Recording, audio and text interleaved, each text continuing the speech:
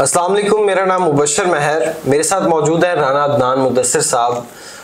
Problems पे सब बात कर रहे होते हैं, मसाइल सब सामने लेके आ रहे होते हैं और इस पे बहुत ज़ोरों शोर से एक माहौल बनाया जा रहा होता है।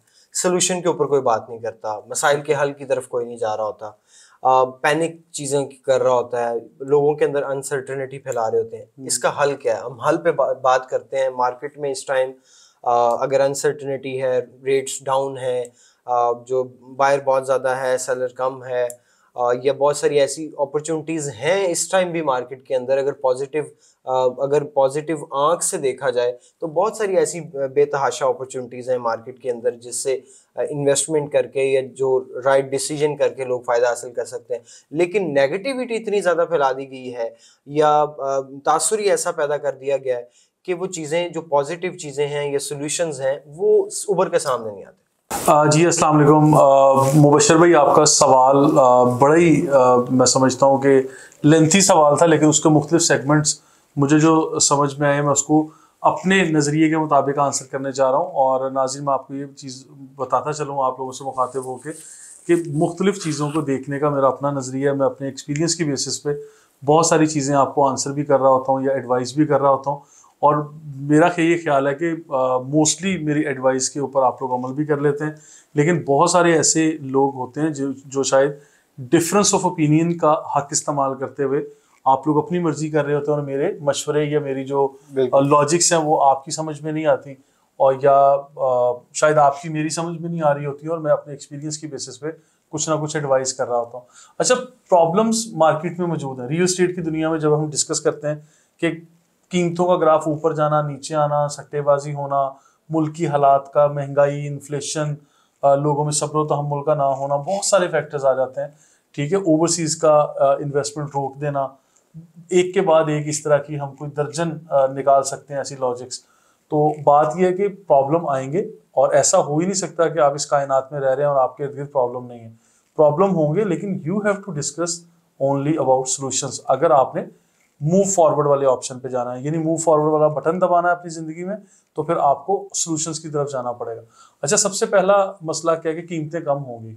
मान लिया आपकी उस पर्टिकुलर प्रॉपर्टी की जो आपने खरीदी हुई थी ऑलरेडी, फॉर एग्जाम्पल वो एक मकान था, उसकी प्रॉपर्टी, उसकी कीमतें कम होंगी आपकी उस प्रॉपर्टी को।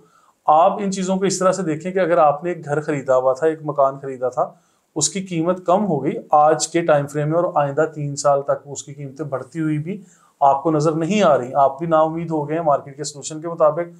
अब इसका हल ये है कि अगर आप इस घर को, इस मकान को बेचते हैं, अपनी इस इन्वेस्टमेंट को कन्वर्ट करने की तरफ जाएं, कमर्शियल प्रॉपर्टी की तरफ। फॉर एग्जांपल, आपको अगर आपके घर की कीमत कम लग रही है, तो आगे जो कमर्शियल शॉप मिलेगी या कमर्शियल प्लॉट मिलेगा, उसकी कीमत भी आज कम ही मिल रही है, क्योंकि नेक्स्ट पार्टी भी उसी तरह सेक्रीफाइस कर रही है।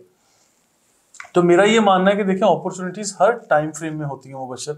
आपने जरूरी नहीं है कि सिर्फ आप विन विन सिचुएशन में सिर्फ पैसों का बढ़ना ही आप कह लें कि प्रॉपर्टी की मैच्योरिटी है।